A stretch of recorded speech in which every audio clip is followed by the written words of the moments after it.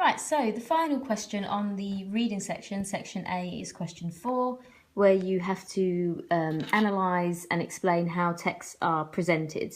And what you need to do is they will either give you two sources that they would like you to compare, or you have to choose. Okay, so in this case, you have to look back at the question insert, the exam paper insert, and decide which two sources you would like to compare for presentational features. Now that is up to you, obviously. Try and make a decision where you think you're going to be able to write enough about picture and colour. So have a look through all of them and make a decision there. Okay, so for this question, another 12-mark question, so spend 20 minutes.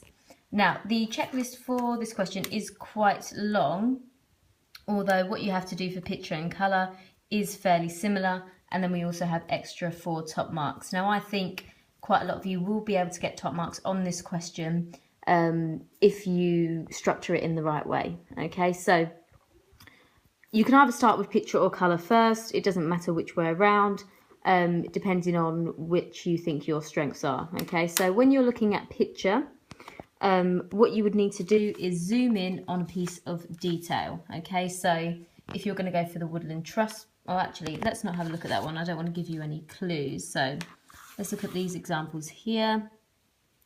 So for the WaterAid advert, we zoomed in on the fact that the child looks like it's doing a dance. We zoomed in on the water drop here as the logo. We zoomed in on the fact that they were holding hands. For the sponsor a girl today, we zoomed in on the fact that the young girl's hair is messy. She's got ragged clothes and she looks very sad and upset. We also zoomed in on these pictures here of a child who looks like they're doing schoolwork, someone who's happy and smiling. Okay, so for picture, you'd want to zoom in on a piece of detail. Okay, and then back it up with evidence. Okay, so obviously you need to explain the bottom right of the poster. There is a silhouette, blue silhouette of a child who looks like they're doing a dance. Or in the top right hand corner of the website, there is a Polaroid of a young girl close up and her hair is scraggly. Okay, so you need to explain and use evidence. Okay, then what's the most important thing is explain why this piece of detail is used for this particular text. Now, this is where your knowledge of the text comes in. Okay, so with the WaterAid advert, it's persuading you to donate money for WaterAid. Okay, so you need to link this detail to the purpose. So this picture is used to demonstrate how once the child has clean water, and then they will be happy.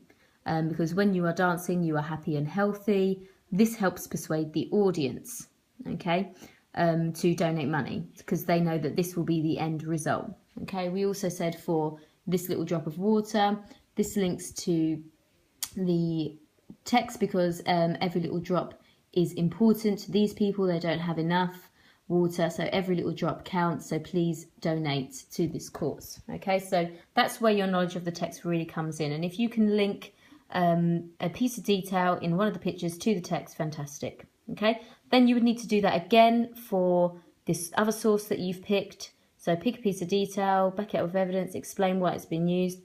Then at the end you would need to compare how they've been used. So for example, if I'm going to compare this one and this one, I would say a silhouette of a child has been used to demonstrate how happy and healthy the children are once they've been donated water, whereas this picture demonstrates the vulnerability of the young girls. It shows her being sad, so perhaps this is showing the before you donate money, and this is sort of showing the after. Okay, so look for comparisons, and that word compare, that can mean similarities or differences. Okay, so you can compare two things that are fairly similar or very different. Okay, and even if it's completely different, that is fine.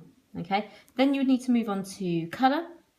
Okay, and we look at what different colours symbolise, so it would definitely be worth learning what different colours symbolises. So you should go into the exam knowing that blue demonstrates stability, trust, It's also a calming colour. Yellow's cheerful, warmth and childish. Purple for royalty. White for innocence. Orange for enthusiasm. Okay, so you should know those things before going into the exam. Again, once you know them, you would be able to make those links really quickly. Okay, so I would look at this and I would say, right, there's a lot of blue here that demonstrates trust in the, perhaps in the reader to donate money, or trust. It installs trust in the readers, knowing that their money is going to go to this young child here, or it might demonstrate stability. Okay, giving these people a stable life with water. Okay.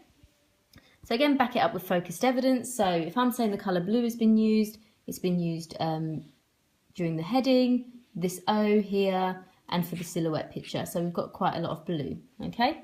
Then we back this up, focused evidence, yep. Explain why the colour has been used, link it to the text like you did for picture, then compare the use of colour, okay?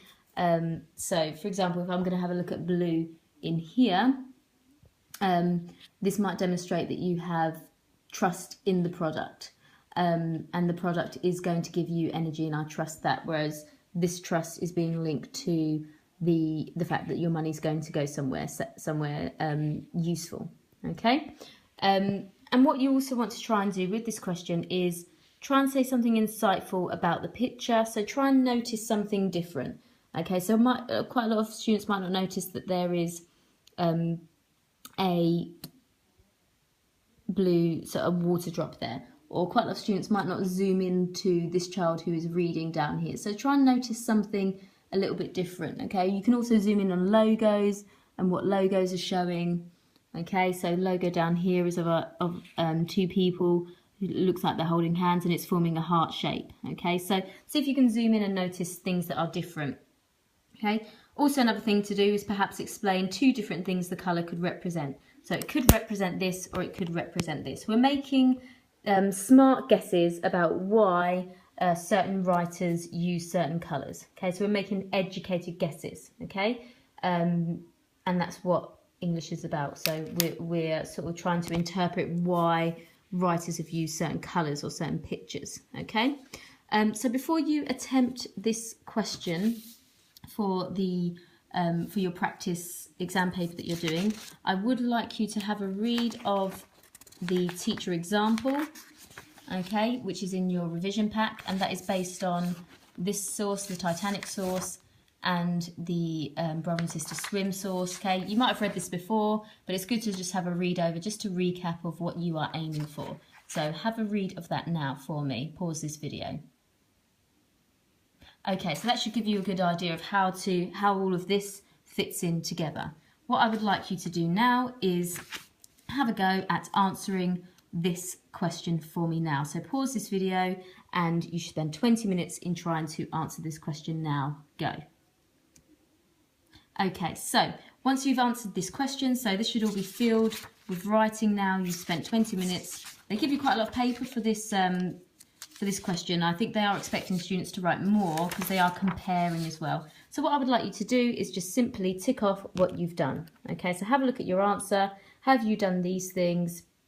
For this, there should be 2 ticks, 2 ticks, 2 ticks, 1 tick, 2 ticks, 2 ticks, 2 ticks, 1 tick, and you may or may not have done the extra for top marks there, okay?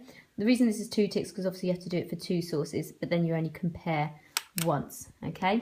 So that will give you a rough idea of what you've achieved with this question, okay?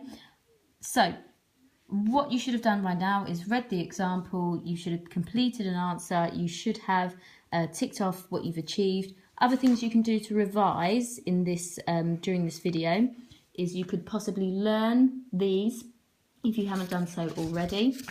Another thing you can do if you got feedback from me or you got feedback from a partner is have a go and do another practice question. Okay, so maybe you spent a little bit too long on that and maybe you want to cut your time down, or you've got a specific target. Maybe you're aiming for extra top marks. So there is another question that you can have a go at. Okay, so plenty to be getting on with there. Once you've done that, go to the next video, which is going to be working on the writing.